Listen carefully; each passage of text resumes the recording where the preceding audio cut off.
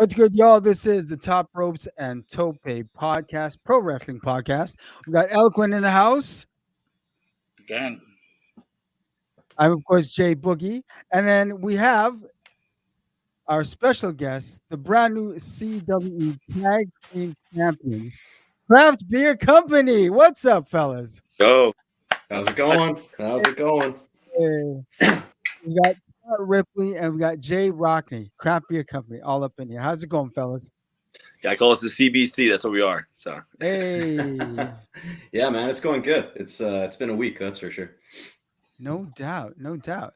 So, hey, let's get started by finding out a little bit about how you got involved with pro wrestling.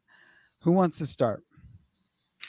yeah, I can start, man. I got a couple more years on Rockne, but not much. So I started back in 2018. I was trained by Lance Storm at Storm Wrestling Academy. Oh shit! Nice. Let's go.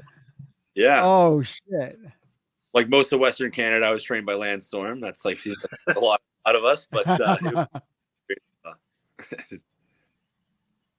Yeah, for myself, I got a few years on Scott. I was a late bloomer in wrestling. Owned my own business, did a number of things before that, but always been a fan. Going to local shows. One day I just reached out to Marty Goldstein actually and just said, hey, like, how do I get involved? And he put me in touch with AJ. And then just, a couple texts later, I was hooked. I was training in some warehouse under the Arlington Street Bridge, and I've been there ever since. Yeah. Okay. That is wild.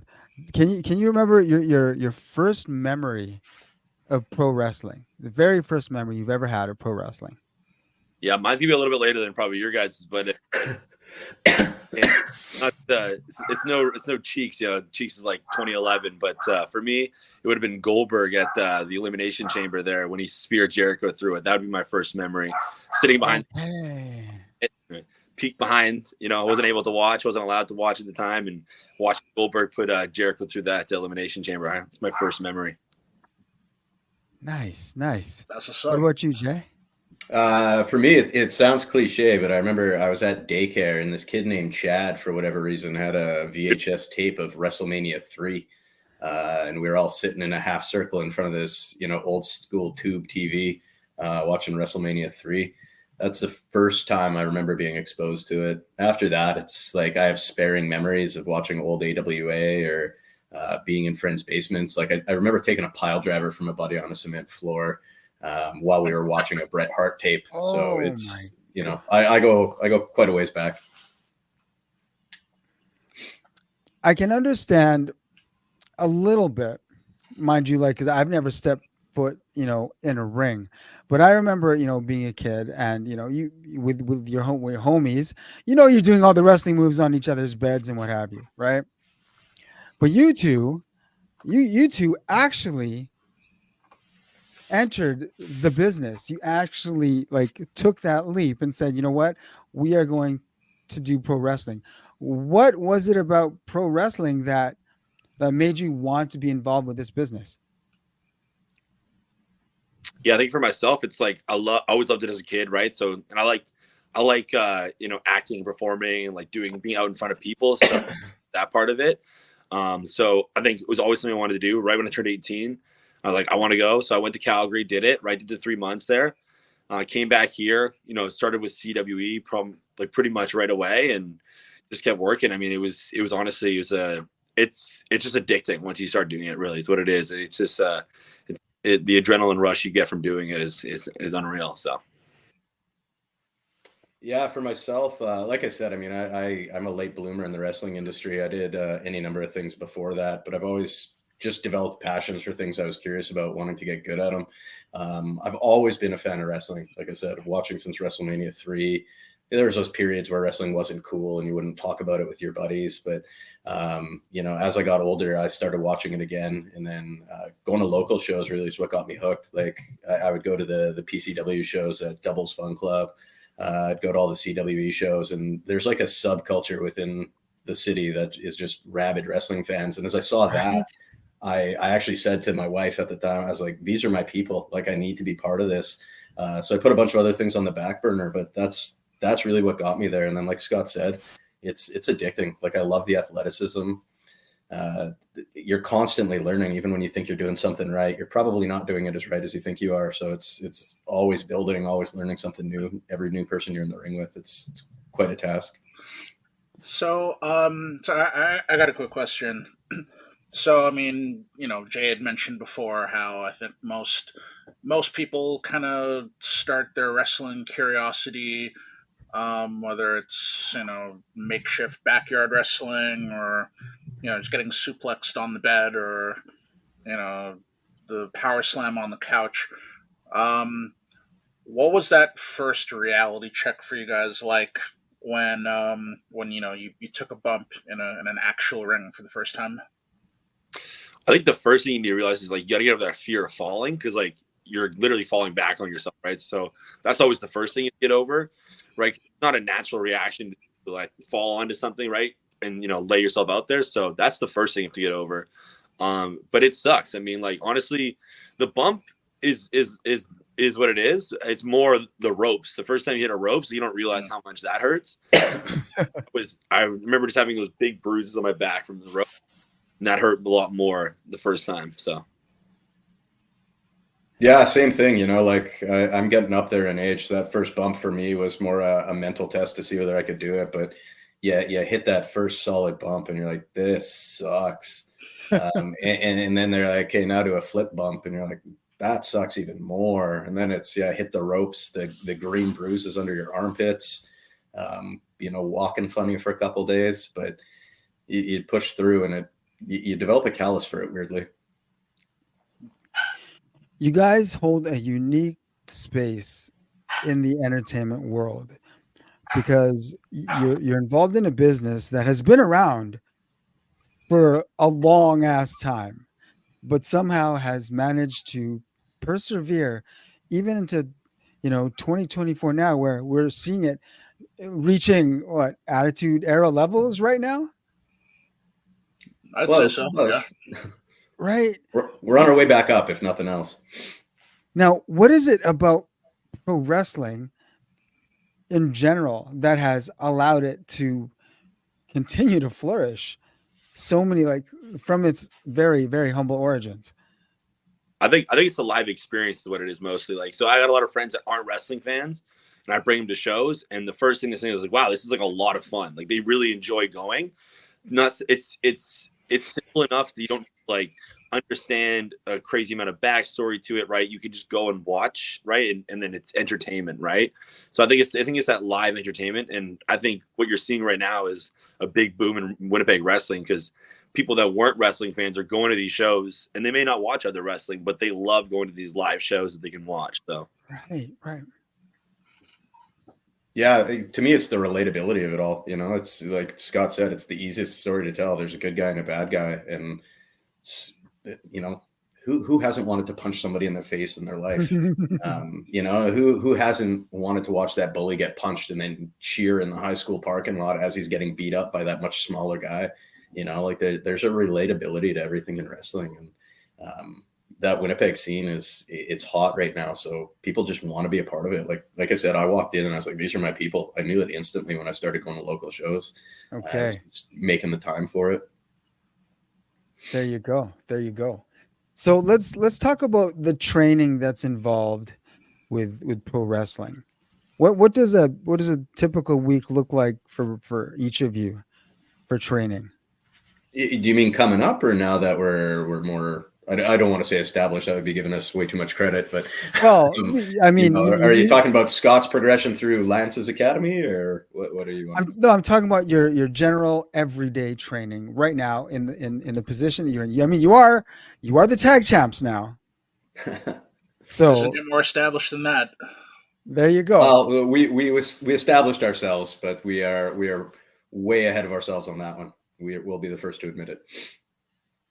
Yeah, like I think for us right now, like so AJ Sanchez, he still runs his wrestling training, right? So we're there about Thursdays nights, like try to be there at least once a week.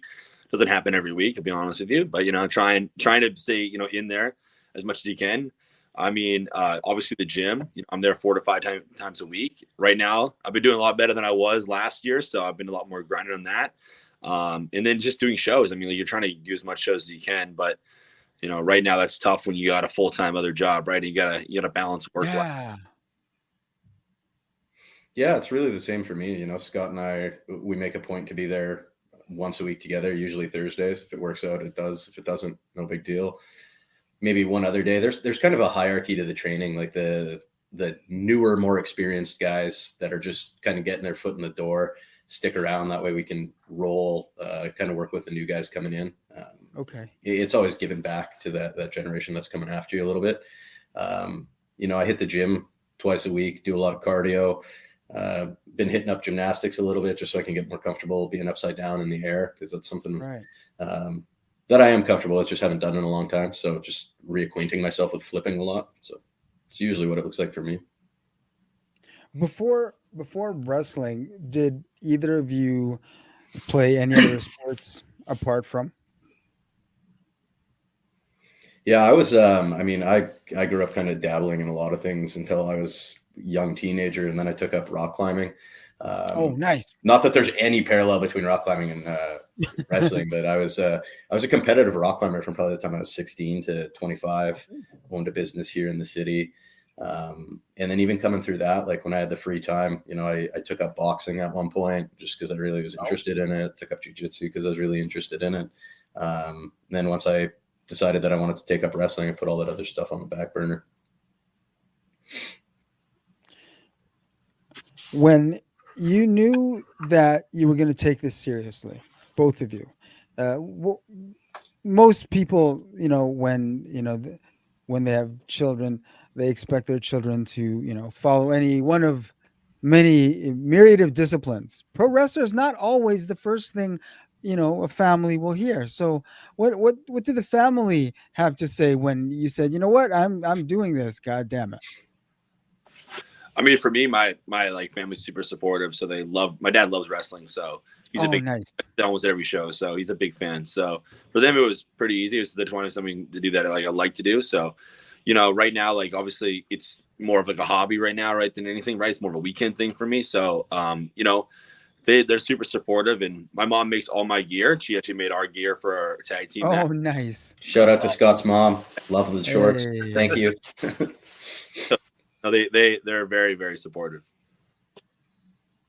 Yeah, I mean, for me, like, my wife's watched me box, so this isn't any crazier than, even through rock climbing, like, this isn't any crazier than some of the crazier things she's seen me do in my life. So she's pretty supportive of it. But like Scott, I got a Monday to Friday. I think if I said, hey, I'm going to quit my job and travel the roads, she might have a different opinion on it. But right now it's a partnership. She's supportive of it. Well, you know what? That actually brings me to my next question. Because you are doing this, while trying to hold down your 9 to 5, do you see yourself putting, fully into this anytime in the near future? Like, are you on the precipice of making a huge decision to go all in? For myself, I mean, right now, not currently. No, I'm enjoying what I'm doing. Like, I'm Right. enjoying, like, there's a lot of things to do, right? And I'm enjoying what I'm doing. Like I said, I like, doing different things, expanding characters, stuff like that. I've done a couple trips, like, to the States and stuff, but like nothing, like, that's a couple pre-COVID and stuff, but nothing serious. For me right now, it's more of like a weekend thing for myself, but it's still something I love to do. So it's like, I'm definitely not quitting anytime soon. So. Yeah, same for me. Like, don't get me wrong. If the money was right, I think we'd both quit our jobs tomorrow. Hey, I love wrestling, but and that's not a shot at anybody. It's just, it's hard to make money. It's hard to make the time. Usually the time generates more money, but I'm not prepared to sacrifice what I'm doing to be a full-time wrestler. That, and like, I'm long in my years already, so I don't have a 10, 15, 20-year wrestling career in front of me like Scott might. So, two real different places. But again, if the money was right, I'd quit my job. Just, it's probably not going to be. So, okay, that's fair. You never know. You never know. Yeah. Yeah.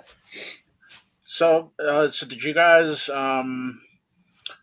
I mean, obviously, you guys have been fans of of pro wrestling for a while, and obviously decided to dabble into it. Um, is tag team wrestling specifically something that you guys always sort of set as goals, as opposed uh, to like doing the singles thing?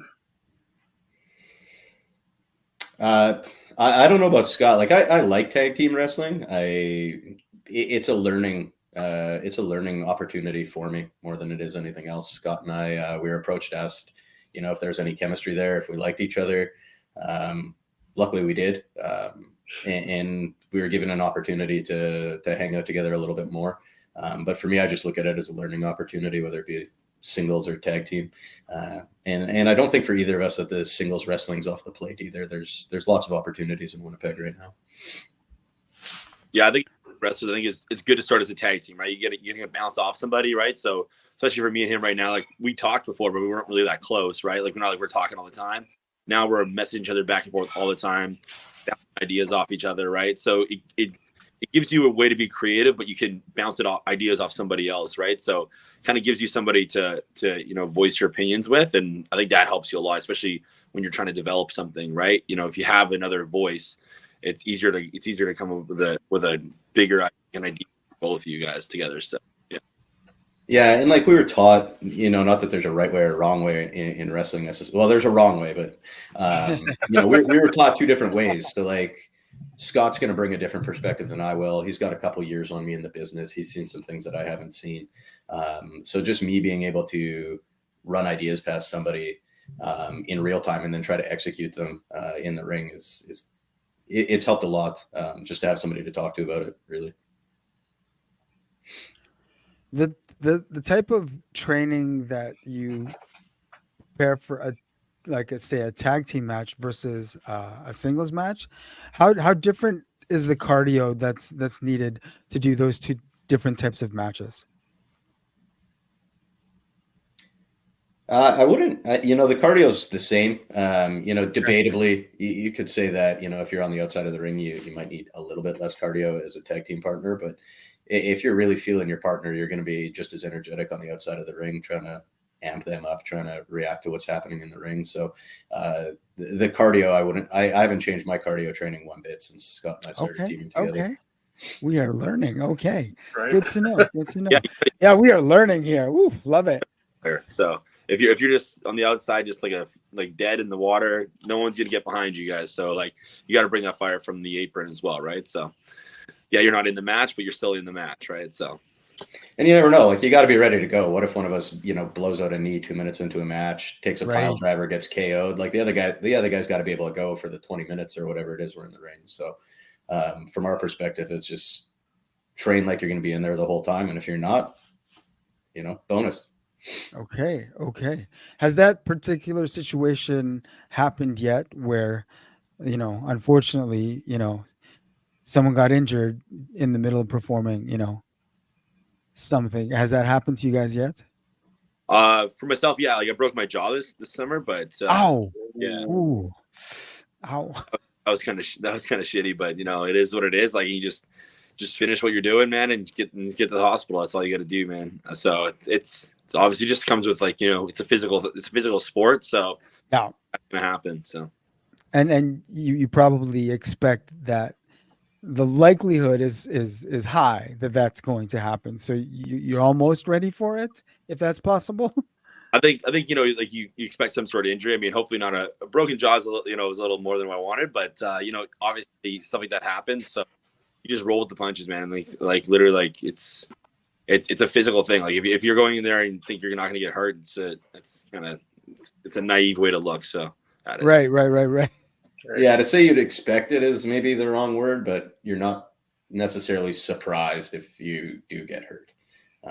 Like that's never the intent. Nobody wants to get hurt. Nobody's out to injure anybody, but you're not going in there and expecting it to be. But if you walk out and you do have an injury, you're not like, well, how did this happen? Like we all knew what we were signing up for when we stepped into it. Yeah. So Yeah, and I think like in half the time, the injuries that people get are on some freak stuff that wasn't really the result of a botch or doing some, sometimes you're just, you just hit the ropes wrong and something just doesn't feel right, So I imagine you kind of just have that understanding that, you know, anything can happen at the drop of a hat.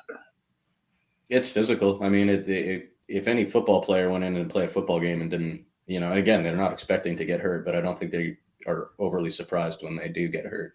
They know what they're signing up for. And so do we. Okay, I just have to ask, what does it feel like to hit the ropes? Is there something you can compare what that actually feels like? I'm trying to think of something you can because it's legitimate rope, right? Or it's cable, right? So it's not cable, yeah. So normally it's mostly cable, like what most of the rings are on, but like I said, like the first time you get it, like it's just a big bruise down the side of your arm. Oh shit. Like it hurts. It really does hurt. And that's like, you don't realize that. Like you think you watch it, it's so bouncy, but it physically hurts the first few times. And then you start building that callus up to it. So like it doesn't hurt anymore, right? Nowadays, like right. But the first few times you'll definitely be bruised after you hit them for sure. Oh, damn. Whew. Yeah, I don't know what I'd compare it to. It just sucks. It's like a whole like we're not pretending to run into the ropes. Like we're running into them, and you're putting your body weight into it when you hit it. It's not fun. It's not fun now, but the first couple times you do it, it's borderline life changing. Man, seriously. When you that's that reality check. Yeah, right? It comes quick. Oh my god. May I ask what influenced both of your styles of pro wrestling, or who, or what era, or who influenced what you guys do now? Yeah, for myself, like I think we're both like kind of smaller guys, so like you got to be a little more agile, right? That's we're not gonna be body slamming people and stuff like that, or big crazy moves. We're both not really high flyers either, so we're kind of like a weird in between, right? We're trying to figure out what that style is still. But guys that I always liked watching, obviously, like you got the generic guys like Shawn Michaels, obviously one of my favorites, right? But even like guys like Dolph, I love the way guys like that bump around, right? They make their opponents look so good, and that's make the other guy look good. That's part of the job, right? So yeah, for me, like when I was a kid, I was a huge Bret Hart fan. He was my guy. Hey. Always a go-to. Scott Hall, Razor Ramon, loved the look of him. But to Scott's point, it's we're not overly big. We're not big enough to be big, but we're not small enough to be small. So we're in the middle, and it's where do you put in the high flying stuff? Where do you put in the awesome bumps? Like Dolph Ziggler is a name that I could drop all the time just because of his ability to sell. But guys like Brett, guys like Sean, Owen, even Eddie, they weren't big, but they weren't small. So they have that repertoire of, every once in a while they'd pull a cool flip. But there was a lot of technical wrestling behind it, a lot of well executed moves. And that's more what I want to be. I wouldn't say that I'm there yet. Dope. Love it. Here's a question for you. We alluded to it somewhere near the beginning. How we're in 2024, the way wrestling is being perceived right now on a grander scale is it's straight up mainstream again, undeniably. What do you think helped spark this renewed interest in almost Attitude Era levels? It's a really good question, actually. I think a lot of it had to do, what I noticed too, was like after COVID and stuff too, right? People want to go out more. People want to experience live entertainment more. And I think realize they don't want to sit in their house all the time. And from a TV perspective, like just what's going on in WWE and stuff, I think it's just more talent, right? Just more guys that are out there. Like there's more people you can cheer for, right? There's alternative things like AEW, right? So I think it's more mainstreaming that indie style that was, so underground so long. Now it's become mainstream, right? Now there's so many different things you can watch, right? So there's so many different variations of wrestling, right? There's not just WWE, right? There's different things, right? So I think it's just, again, it goes back to the relatability, whatever's going on storyline wise, whatever company you're watching, there's a lot of good content to be ingested now. Even if you're watching TNA or you're watching NWA, like there's good content out there, which makes you want to check what else is going on. You know, I'm not a Roman Reigns fan, but I understand the concept of building somebody who just everybody looks at him and goes, man, I hate this guy. Yeah. And then people just pay to watch him, like want to see him get beat up. And you got to build a monster heel somewhere for people to hate to get everybody else on the bandwagon. And I don't know that's what's spurred it, but I just find the storylines more relatable now than maybe they have been in, you know, the previous 5, 6, 7 years. And I think accessibility is a big part of it too. You know, I mean, growing up, you know, there was WCW, there was WWF, and then later TNA.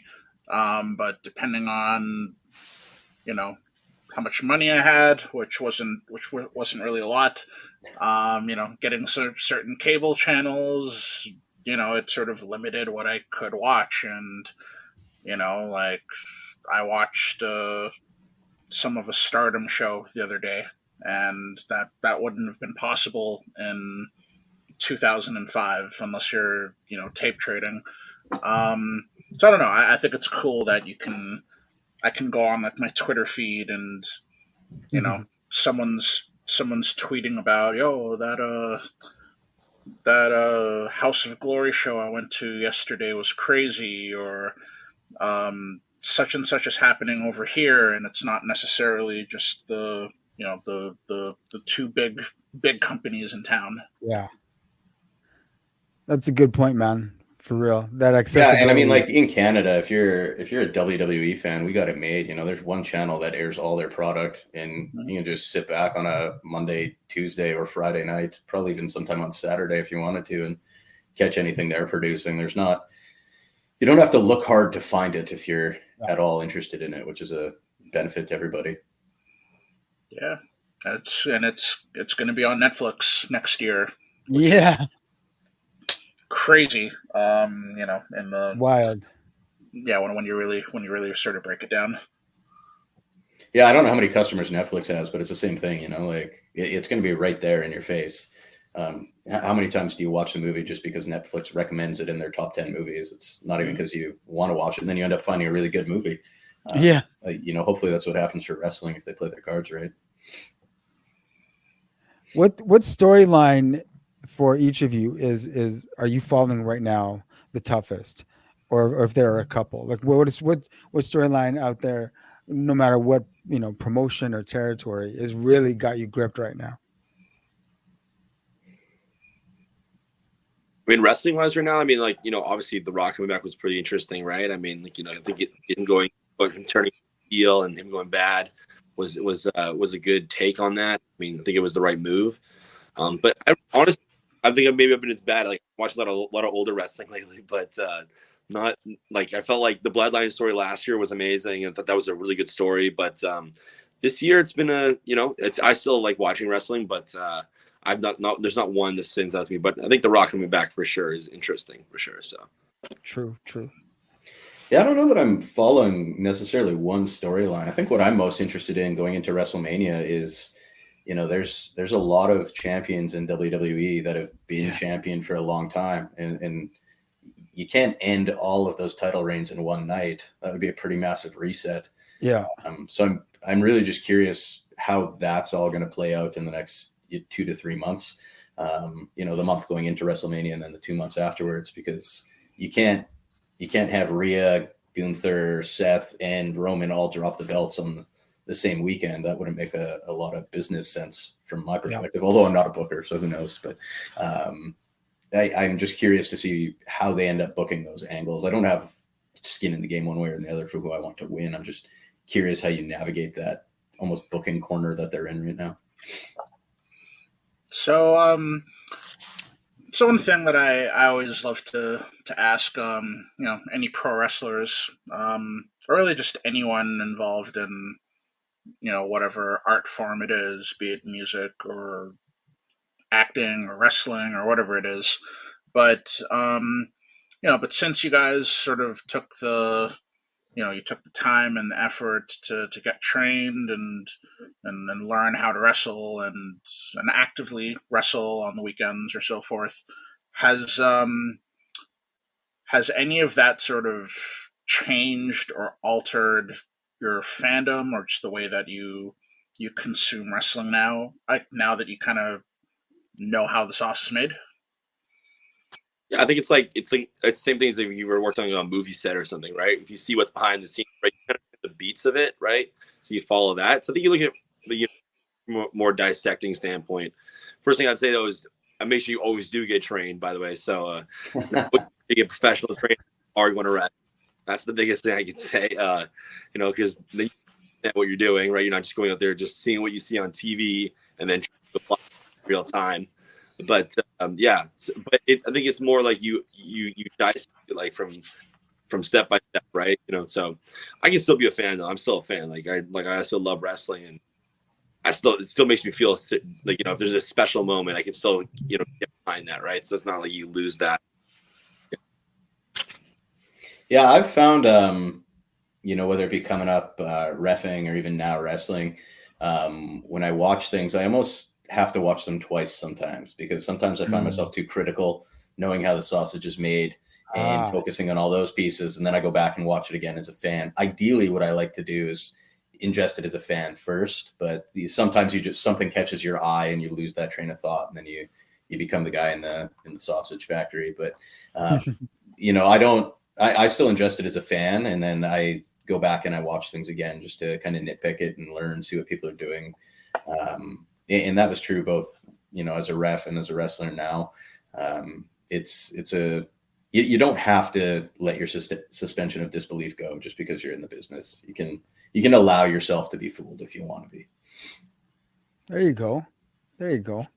Yeah, I think I've always thought that was always a big thing. I kind of had almost an issue with, where there's so many fans now that they're so sort of desperate to not get worked and not get fooled by anything. And it's like, yo, like if you believe something that ends up being a work, I mean, you should be happy about that, because those are the moments, like as kids, that like I once upon a time I thought wrestling was real, and and those are some of the stories and things that you attach to, and I guess it's tough when you're a quote unquote smart fan now, and all the behind the scenes stuff,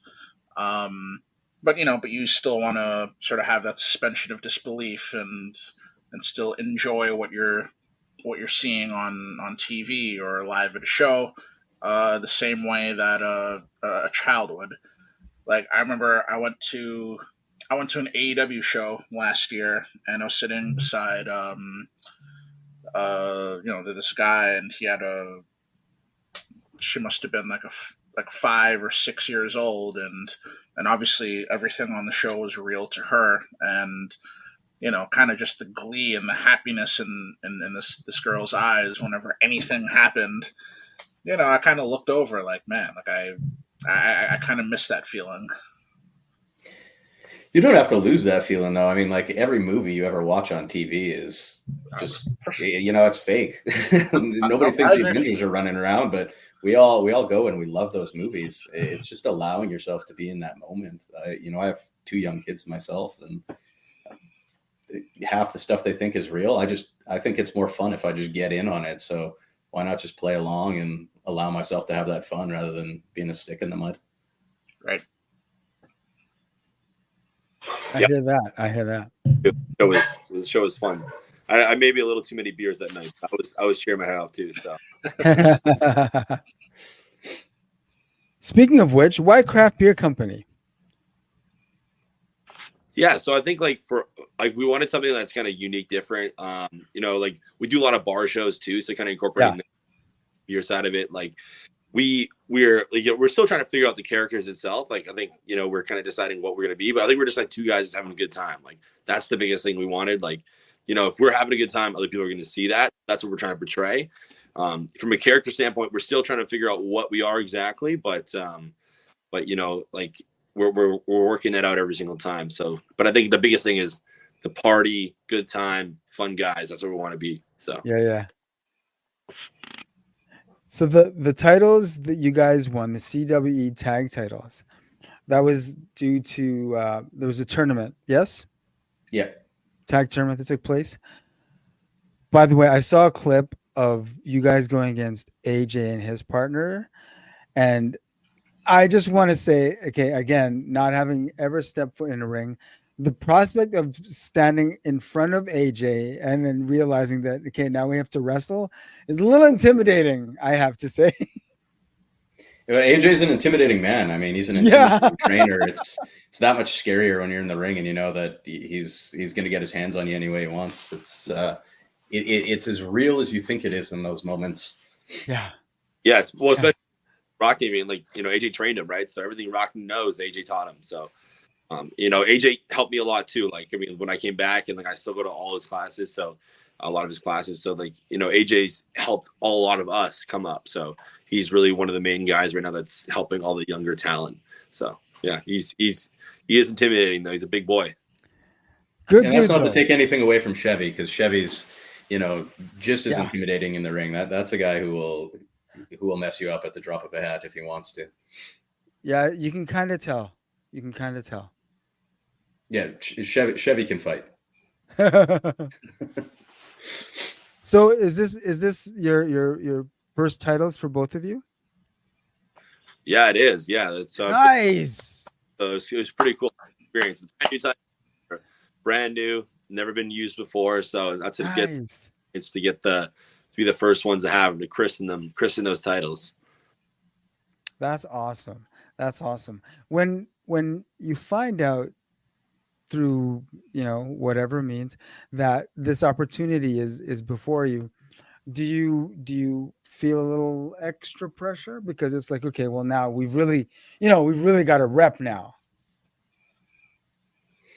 You're given an opportunity, right? I mean, that's so you're given you can't blow that, right? I mean, that's you get this opportunity, you don't do anything with it, then you don't get it again, right? Yeah. So us, I mean, we've only done 3 actual tag team matches together. Right? What? Yeah. Let's go. Yeah. Oh shit. Yeah, you know what? It's opportunity, whether it be this or something else. My first match with CWE, I was in a semi-main event as Davey Boy Smith Jr.'s partner. And regardless, you could be the opener, you could be the sound guy, you could be the ref, you could be, hey, we need a new tag team. It's always an opportunity, not necessarily to prove yourself, but to give confidence to the promoter that, when he needs dependable guys, you're there, whatever it is. And I think that's what Scott and I strive to be every time we get in the ring, whether it's together or separately. It's just letting those promoters know that they can depend on us to deliver whatever it is they want us to deliver. Is it going to be perfect every time? Absolutely not. But we're going to learn. We're going to keep getting better. And, that's what's going to make us successful as a team. So do you guys have any, I guess, personal aspirations in terms of like maybe places that you want to wrestle, or maybe like dream opponents, whether as a tag team or individually?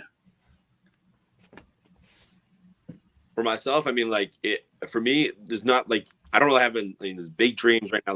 What I'm mostly want to get better at what I'm doing here, right? I want to be memorable. That's the biggest thing. I mean, you want to be remembered for something, right? There's 1,000 local indies, right? And nobody knows who they are. So just being, and that's the thing. That's the thing with this is there's so many guys out there nowadays, right? And there's so many different promotions you can go to. As Canadian guys, it's a lot tougher. I mean, you can't really go all across the border. It's not permitted, right? So to work, and so for us, that does limit some of the things you can do, right? But there are a lot of great promotions in Canada that you can work for, right? So speaking for myself and probably Rockne too, but just getting better and being trusted to be in there with better guys. I mean, the higher up you're on the card, the more experience you have, the more willing the promoter is willing to put you in there with a guy that they're bringing in, that they're paying X amount of money to bring in, and they're only going to put him against the guy they trust, right? So it's getting to that level. So just keep working to do that.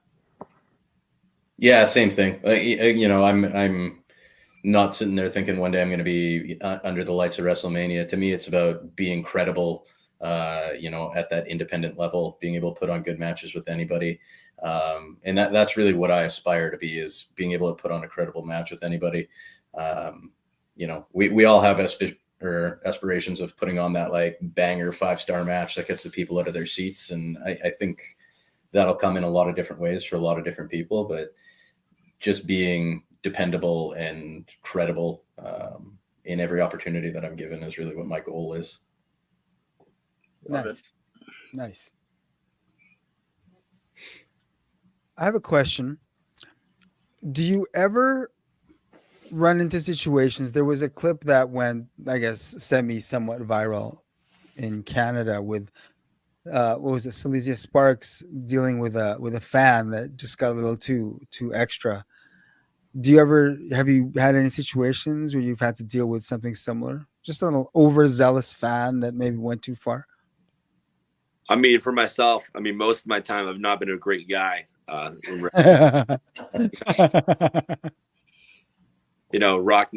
brought me to the light a little bit. I'm not a guy. Most places I'm not a nice guy. So a lot of that's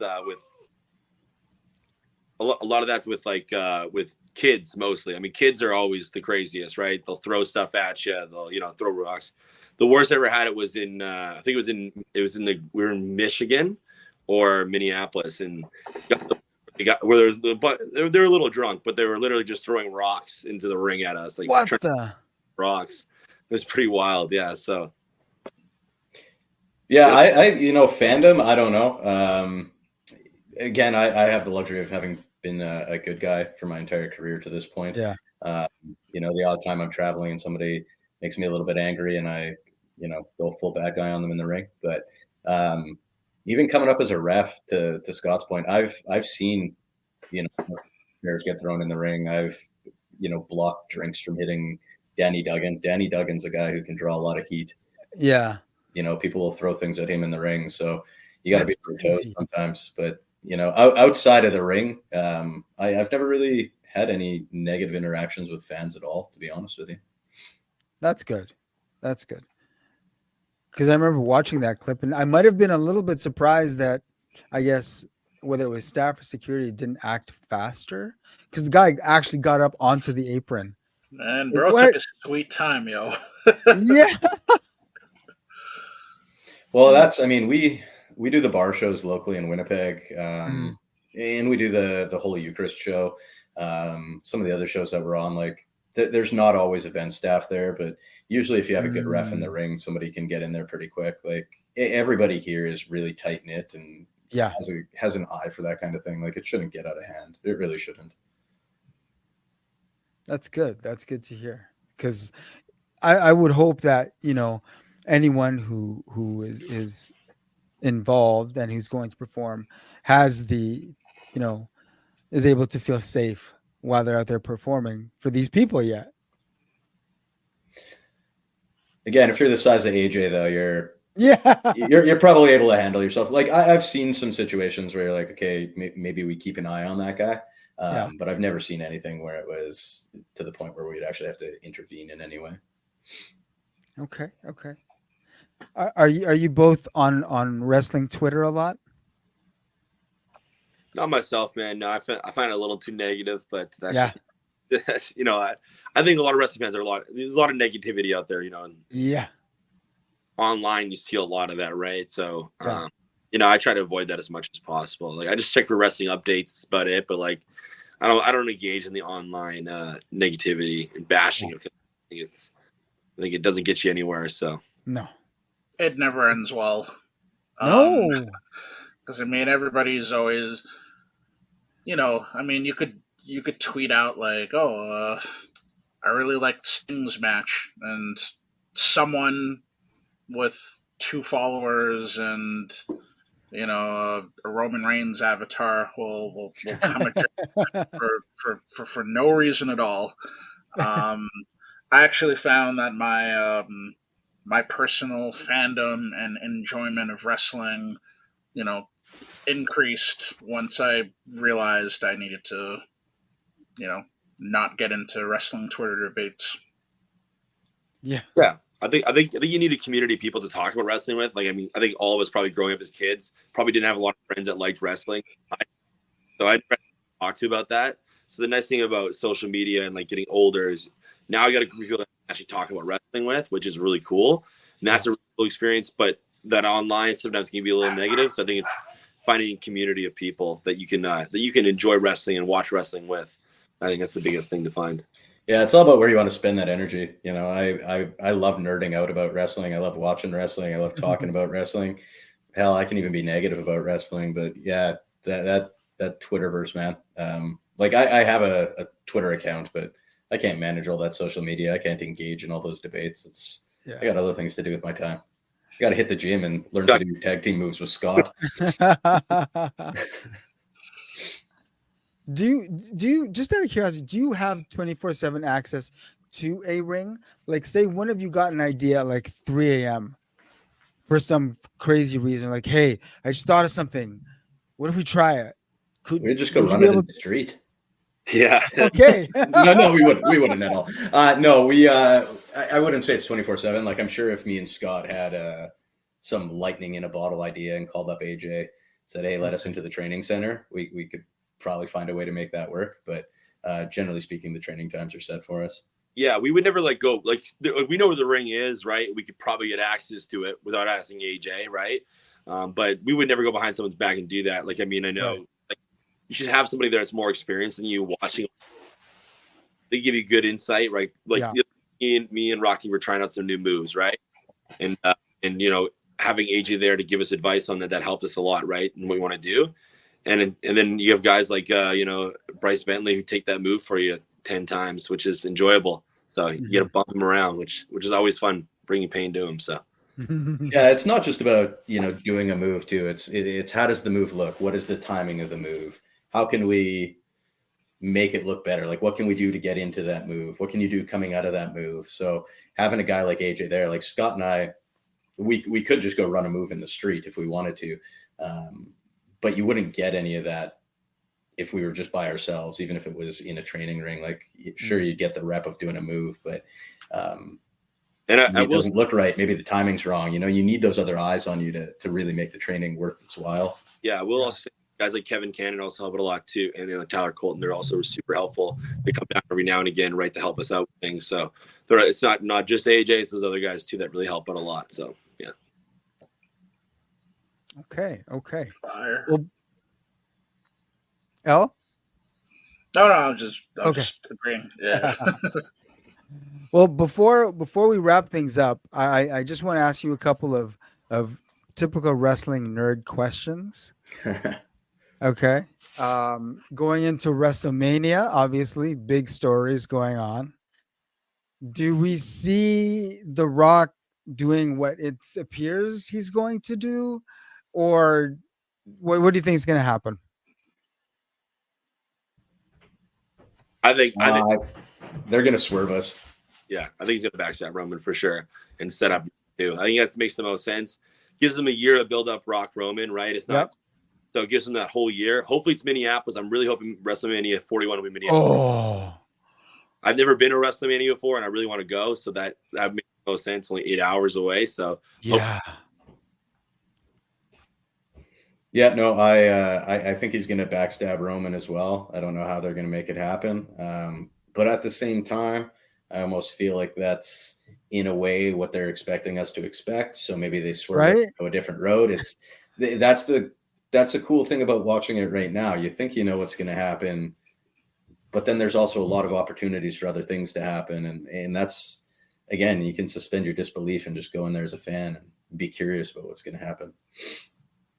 So does that mean that both of y'all are expecting Cody to finish a story or not? I mean, I don't know, man, because like if they're gonna make Roman beat Hogan's amount of days, right?